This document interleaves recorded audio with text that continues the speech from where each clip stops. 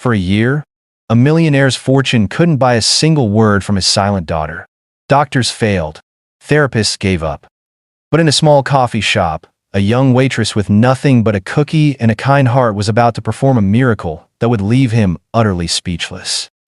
The late afternoon sun streamed through the large windows of the Daily Grind, a cozy coffee shop that smelled of roasted beans and warm cinnamon.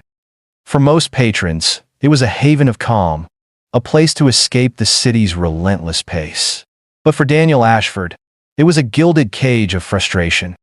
He sat opposite his 5-year-old daughter, Lily, a tense, invisible wall of silence separating them. "Look, Lilybug," Daniel said, his voice a carefully modulated blend of cheerfulness and desperation. He pointed out the window.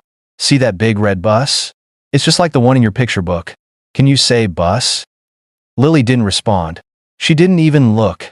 Her gaze was fixed on the swirling patterns of milk in her small cup of warm chocolate, her small face a perfect porcelain mask of indifference. She was a beautiful child, with hair the color of spun gold and eyes as blue as a summer sky. But those eyes rarely met his anymore. They were turned inward, locked on a private world he had no key to enter. A sigh escaped Daniel's lips, heavy with the weight of a year's worth of failures. It had been exactly 1 year since the car accident that had taken his wife, Amelia, and stolen his daughter's voice. The doctors had assured him there was no physical damage. The trauma, they said, had simply locked her voice away. They had used words like elective mutism, psychological trauma, and patience. Daniel, a man who had built a tech empire on solving complex problems with logic and capital, found himself utterly powerless against a problem that had no algorithm. He had hired the best child psychologists, enrolled her in cutting-edge play therapy programs, and filled her room with every interactive, educational toy imaginable. Nothing worked. The silence persisted, a constant, quiet accusation of his own inadequacy as a father. He picked up his phone, a reflexive gesture to escape the uncomfortable silence, but put it down again. He was trying to be present, to connect. But connecting with Lily felt like trying to catch smoke in his hands. He felt a familiar knot of despair tighten in his chest. It was in this moment of quiet desperation that a new presence approached their table. A young black woman, with a warm, open face and hair pulled back in a neat bun appeared beside them. Her name tag read, Clara. Her eyes, sharp and perceptive, took in the scene in an instant. The expensive but stressed-looking man. The withdrawn little girl. The invisible cloud of tension that hung over the table. Most servers in their position would have launched into a cheerful, scripted greeting, a jarring note in the somber atmosphere. Clara did not. She offered a small, gentle smile, not to Daniel, but directly to Lily. Then, she turned her soft gaze to Daniel, her voice barely a murmur. "Is there anything I can get for you folks today?" Her quiet, respectful approach was so different from the forced cheerfulness he was used to that it took him a moment to respond. "Just another black coffee for me," he said, his voice gruff. "And maybe a cookie for her." When Clara returned a few minutes later, she placed Daniel's coffee before him. Then, she set a small plate in front of Lily. On it was a single, perfect chocolate chip cookie. But it was the way she did it that was different. She didn't just place it down. She leaned in slightly, her movements slow and deliberate, and slid the plate gently onto the table. She didn't say, "Here you go, sweetie," or "Enjoy your cookie." Instead, she caught Lily's eye, gave a slow, conspiratorial wink, and placed a finger to her own lips as if sharing a wonderful secret. Then, she straightened up and walked away without another word. Daniel watched, intrigued despite himself. It was a simple gesture, but it was filled with an understanding he couldn't quite articulate. It was an interaction that didn't demand a response. It was a gift, freely given. For the first time all afternoon, Lily's gaze lifted from her cup. She looked at the cookie, then at the retreating figure of the kind-faced waitress. A tiny flicker of curiosity, a spark in the deep, quiet pools of her eyes, ignited.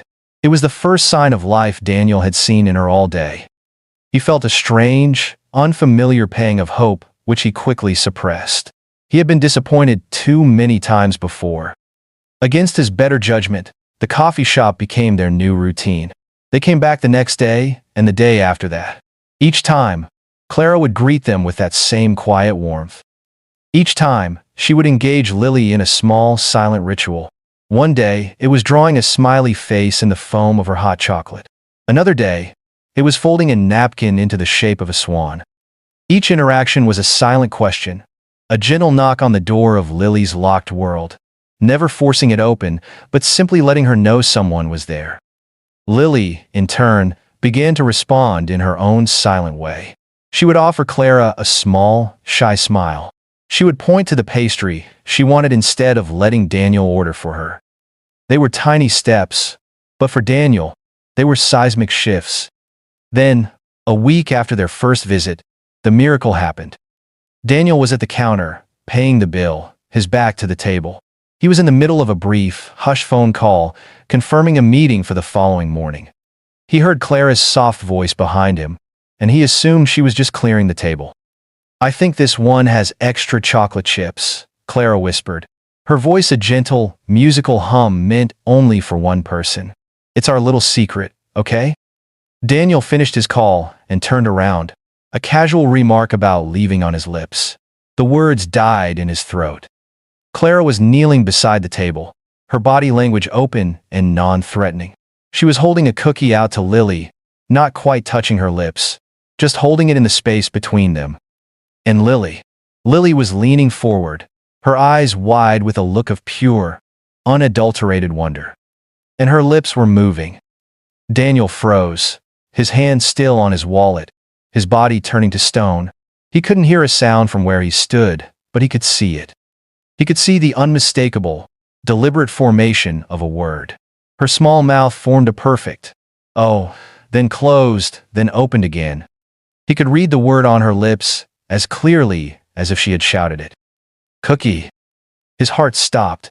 The world around him, the clatter of cups, the murmur of conversations, the hiss of the espresso machine, all of it dissolved into a deafening roar in his ears. He stared, completely and utterly stunned, as his daughter, his silent, unreachable daughter, communicated with the world for the first time in a year. And she hadn't done it for him, her desperate father. She hadn't done it for the legion of expensive experts. She had done it for a kind-faced waitress in exchange for a cookie and a secret. For a moment that stretched into an eternity, Daniel remained frozen at the counter, a statue carved from disbelief. The world snapped back into focus with a jolt. He fumbled with his wallet, dropping a few bills onto the counter without counting them, and rushed back to the table.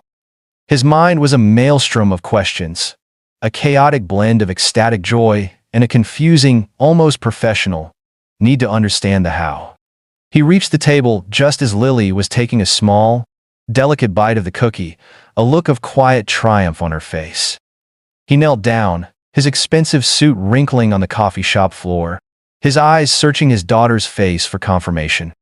But Lily just chewed her cookie, her gaze once again turning inward, as if the monumental effort of that single word had exhausted her. He looked up at Clara, who was now standing, her expression calm and gentle. "What did you do?" Daniel asked, his voice a hoarse whisper, a mixture of awe and accusation. "What did you say to her?" Clara's smile was warm and devoid of any hint of triumph. She looked at him with a simple, profound honesty that was completely disarming. "I didn't do anything, sir," she said softly. "I just tried to show her that I was listening, even to her silence." She glanced at Lily, who was now happily nibbling on her cookie. Sometimes people just need to feel heard before they're ready to speak.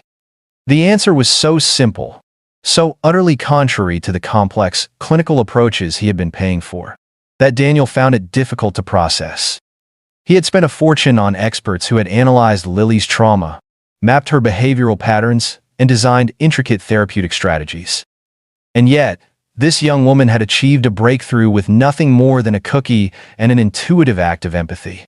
It didn't make sense. Over the next few days, their visits to the daily grind took on a new dynamic.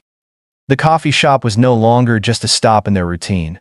It was the focal point of their day, a place of fragile, burgeoning hope. Daniel, still grappling with what had happened, found himself engaging Clara in conversation, driven by a desperate need to understand her method. "We've had her with Dr. Albright," he explained one afternoon, his voice low as Lily sat absorbed in a coloring book Clara had given her.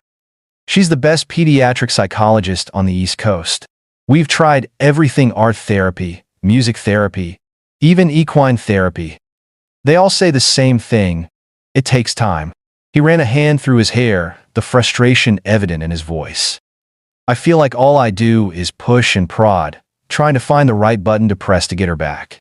Clara listened patiently, wiping down their table with a slow, rhythmic motion. She didn't offer clinical advice or psychological theories. Instead, she shared something simple. "My grandmother used to have a beautiful garden," she began, her voice soft and nostalgic. "She had these incredible moonflowers that only bloomed at night. When I was little, I was too impatient to wait. I'd go out and try to gently pry the petals open with my fingers, hoping to see the flower sooner." She paused, a small, knowing smile on her lips. "Of course, all I ever did was bruise the petals and ruin the bloom. My grandma told me, 'Clara, some things you can't force. To see a flower bloom, you just have to give it a warm, safe space, and then sit quietly and wait for it to be ready.'" Her simple parable landed with a quiet but powerful force. Daniel looked over at Lily, and for the first time, he saw his own actions in a new, uncomfortable light. Had he been trying to pry her petals open? Had his desperate, frantic attempts to fix her only created more pressure, more reason for her to stay closed up and silent? He had been so focused on finding a cure that he had forgotten to simply be a father, to offer a warm, safe space and just wait. The change in Lily, though slow, was undeniable. The single word "cookie" had been like a key turning in a rusty lock. It hadn't thrown the door wide open, but it had loosened something deep inside. She began to use gestures more, pointing to the cinnamon roll she wanted behind the glass counter. She would make eye contact with Clara, a small, shy smile gracing her lips whenever the waitress approached. She even began to hum softly to herself, a tuneless, happy little sound that was music to Daniel's ears. He watched it all, his initial, analytical skepticism slowly dissolving into a cautious, deeply moving sense of hope. He stopped trying to coax words out of her. Instead, he just sat with her, learning from Clara's example, learning the lost art of patient, quiet presence. One rainy Thursday, the coffee shop was nearly empty, and Daniel found himself in a longer conversation with Clara as she refilled his coffee. He felt a need to thank her, to do something for her. In his world, a great service demanded a great reward. "I don't know what I can do to repay you," he said, his voice filled with a sincerity that was new to him. "My foundation, we could fund a scholarship or a donation to a charity of your choice." Clara shook her head gently, a soft smile on her face. "That's very kind of you, sir, but it's not necessary." Seeing Lily smile is more than enough reward. She hesitated for a moment, then decided to share a piece of her own story. "I'm actually studying child psychology at the university," she said. "It's why I'm working here, to pay for tuition." Daniel's eyes lit up with interest. "Really?" "Yes," she continued, her expression becoming more thoughtful. "It's a field I'm very passionate about. My younger brother, he had a severe stutter when he was a boy. He was a brilliant kid, but he was so scared of being judged that he just stopped talking in school. Everyone tried to make him practice, to force the words out. The more pressure they put on him, the worse it got." She looked over at Lily, who was now trying to mimic Clara's napkin folding, her small hands clumsy but determined. "I was the only one he'd talk to normally," Clara said, "because I never asked him to. We'd just build things with Legos, and I'd wait. I learned that the fastest way to silence someone is to demand that they speak. The only way to invite a voice out is to create a silence so safe and welcoming that they want to fill it." Her words struck Daniel with the force of a physical blow. The fastest way to silence someone is to demand that they speak. He saw a montage of the past year flash before his eyes, his own pleading, his frustration, the desperate, hopeful look in his eyes that must have felt, to a small, grieving child, like an unbearable weight. He hadn't been creating a safe silence. He had been creating a loud, demanding expectation. He had been part of the problem. The realization was humbling, and in a strange way, liberating. He finally understood. Weeks turned into a month, and the daily grind became a sanctuary for Daniel and Lily. The progress was slow, a delicate dance of tiny steps forward. Lily had started to whisper single words to Clara, more, please, thank you, her voice as soft and fragile as a bird's wing. To Daniel, she remained silent. But the wall between them felt less like impenetrable stone and more like frosted glass. He could feel the warmth of her presence, even if he couldn't fully see her yet. The fragile hope in his heart was beginning to feel real, something he could almost hold in his hands. And then, one Tuesday afternoon, he shattered it. He had been in a particularly tense negotiation all morning, a deal worth hundreds of millions teetering on a knife's edge.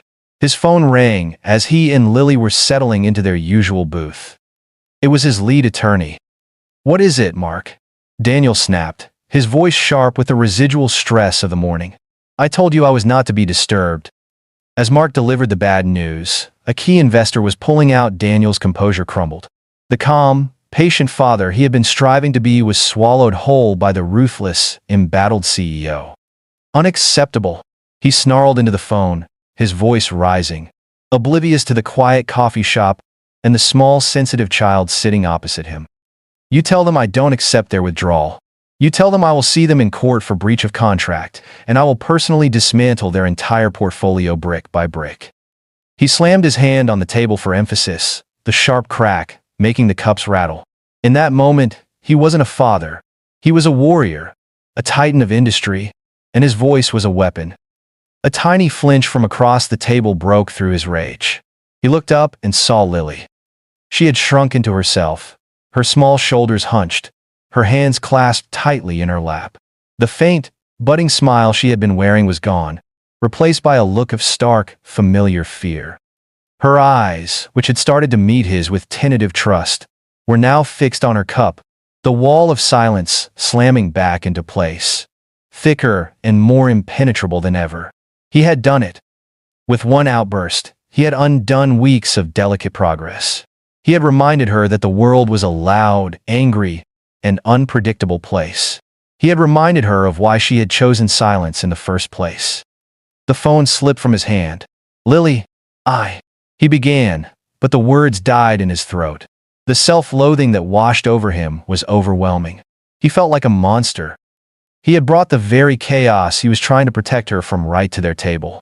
He buried his face in his hands, a wave of complete and utter despair crashing over him. All his money, all his power, and he couldn't even control his own temper enough not to frighten his own child. He had failed. Clara had seen the whole thing from behind the counter. She had seen the tension in Daniel's shoulders when he answered the phone, had seen his face darken with rage, and had seen Lily's small, bright light extinguish in an instant. Her heart ached for both of them. She didn't approach Daniel. He was lost in his own storm of regret. Her focus was on the small, silent girl at the center of it all. She moved from behind the counter, her steps silent and graceful. She approached their table and knelt down beside Lily's chair, bringing herself to the child's level. She didn't touch her. She just entered her space, a quiet, calming presence. She leaned in, her voice a soft, soothing whisper, meant only for Lily. "It's okay, little one," she murmured, her tone filled with a profound and gentle understanding. "It's not your fault. Daddy's just having a really hard day. Sometimes grown-ups have big, loud feelings they don't know what to do with." She paused, her eyes warm and kind. "But he loves you so, so much." She wasn't making excuses for his behavior.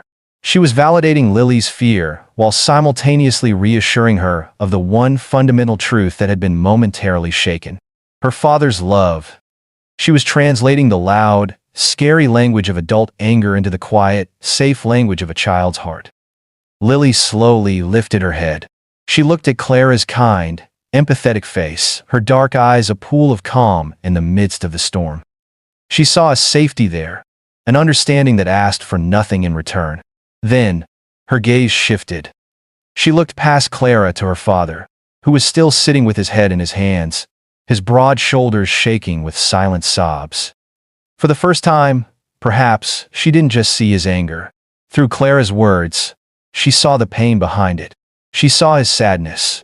She saw his love. A decision was made in the quiet, profound depths of her 5-year-old soul. The need to comfort him finally became greater than the fear that had held her captive for a year. She took a small, shaky breath. She looked directly at her father's bent head, and with a voice that was small, fragile, and trembling with the effort of pushing past a year of silence, but as clear and as real as the sun, she spoke. "I love you, Daddy." The 3 words, spoken into the quiet of the coffee shop, had the force of a thunderclap. Daniel's head shot up. His face was pale, his eyes red-rimmed and filled with a wild, disbelieving shock. Had he imagined it? Was his grief finally making him hallucinate? He stared at his daughter, his heart hammering against his ribs. Lily looked back at him, her own eyes filled with tears, but this time they were tears of empathy, not fear. A small, wobbly smile touched her lips. It was real. He looked from his daughter's face to Clara, who was still kneeling beside her, her own eyes shining with tears as she witnessed the miracle she had helped orchestrate. A sound tore from Daniel's throat, a raw, guttural sob of a man whose heart had just been broken open and put back together again, all in the span of 3 seconds. He launched himself from his seat, moving around the table in a single, fluid motion. He fell to his knees in front of his daughter's chair and wrapped his arms around her small, trembling body, pulling her into a fierce, desperate hug. "I love you too, Lilybug." He wept into her hair, the words choked with a year's worth of unshed tears. "I love you so much." He held her tight, the solid, real presence of his daughter in his arms, the only anchor in a world that had just been irrevocably, miraculously, and beautifully transformed. They stayed like that for a long time, a father and daughter clinging to each other in the middle of a quiet coffee shop, the world outside fading into insignificance. The patrons who had witnessed the scene pretended to be absorbed in their own coffees and conversations, granting the small family a fragile bubble of privacy. Clara quietly slipped away, returning to the counter to give them their moment. When Daniel finally composed himself, his face was a roadmap of tear tracks, but the deep lines of stress and frustration that had become a permanent fixture on his brow seemed to have softened. He held Lily at arm's length, his hands on her small shoulders, and truly looked at her. Her face was tear-stained, but her eyes were bright, clear, and focused on him. The silent, impenetrable wall was gone. He could see his daughter again. Later that afternoon, after he had taken a chattering, joyous Lily home and settled her with a sitter, Daniel returned to the daily grind. The evening rush was beginning, and Clara was a blur of motion, taking orders and delivering cups with a professional grace. Daniel waited patiently at a small table until he saw a lull in her work. He caught her eye and beckoned her over. She approached, wiping her hands on her apron, her expression a little hesitant, as if unsure of what to expect. Daniel stood up as she arrived, a gesture of respect he rarely afforded anyone. He didn't reach for his wallet. He didn't talk about money. He just looked at her, his eyes filled with a raw, humbling gratitude. "I don't have the words to thank you, Clara," he began, his voice low and sincere. "I have spent a fortune. I have consulted with the most brilliant minds in child psychology. I have thrown every resource I have at this problem." He shook his head, a look of profound realization on his face. And in the end, all it took was a cookie and a heart big enough to listen to the silence. He paused, searching for the right words. "You didn't just give my daughter back her voice. You gave me back my daughter. And maybe you gave me back a part of myself, too. I had started to believe that every problem could be solved if you just threw enough money and logic at it. You showed me how wrong I was." Clara was a little overwhelmed by the intensity of his gratitude. "Sir, I didn't do much," she stammered, a modest blush coloring her cheeks. "Lily did all the hard work. She's an incredibly brave little girl." "She is," Daniel agreed, "but bravery needs a safe harbor to come home to. You provided that for her." He hesitated. Then his natural instinct to fix, to provide, took over, but this time, it was tempered with a new humility. You mentioned you were studying psychology to pay for tuition. I know it's a struggle. My company has a philanthropic foundation.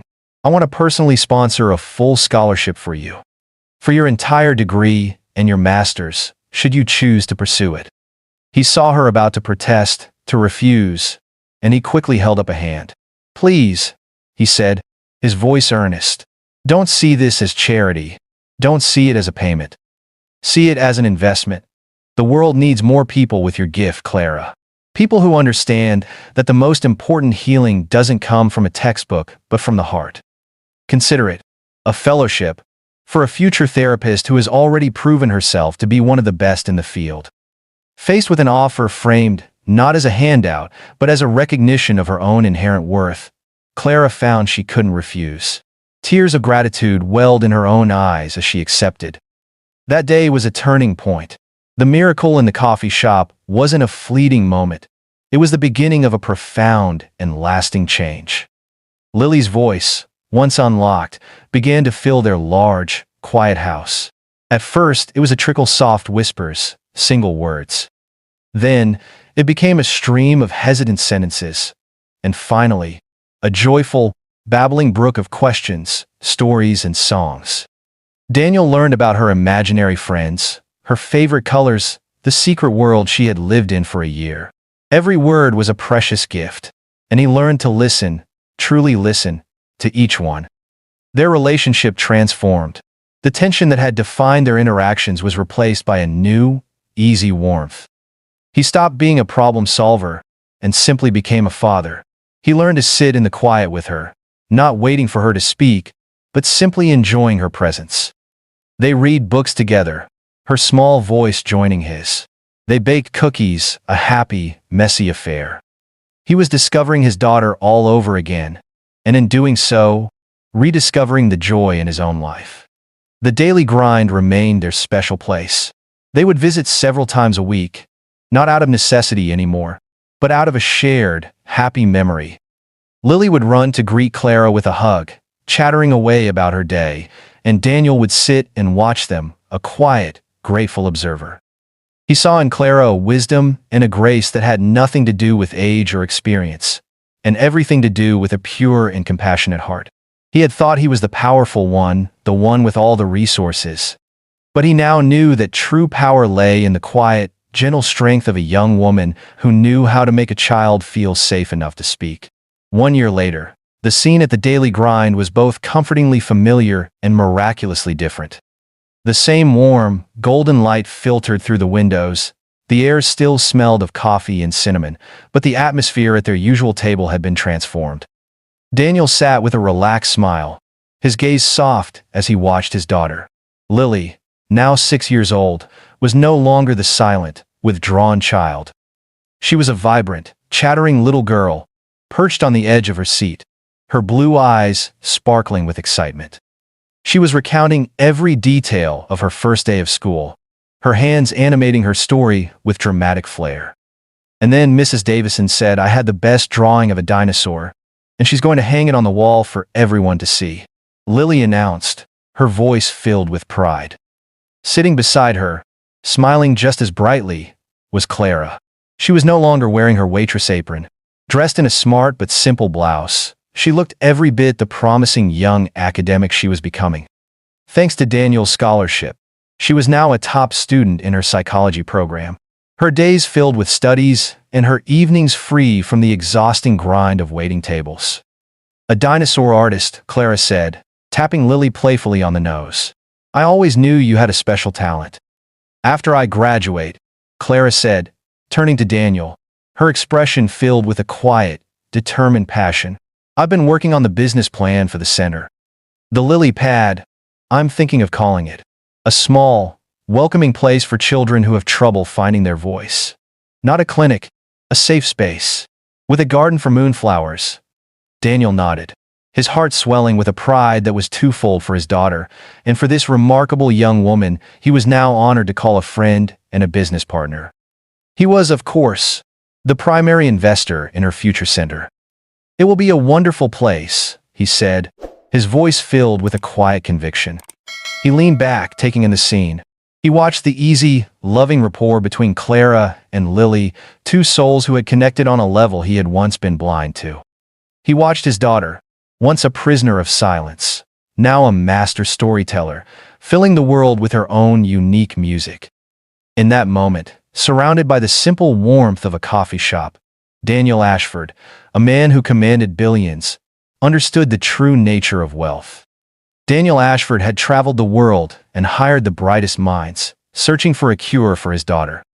He believed the answer lay in a complex diagnosis, a breakthrough technology, or an expensive, exclusive therapy. He thought he needed a key, a secret method to unlock the door to her silent world. But in the end, the miracle wasn't found in a clinic or a textbook. It was found in the quiet patience of a kind-hearted waitress who knew a simple, profound truth. She taught Daniel a priceless lesson. Sometimes, to open a locked heart, you don't need a key at all. You just need to sit quietly outside the door, with a warm cookie and an open heart, and wait for the person inside to feel safe enough to walk out on their own.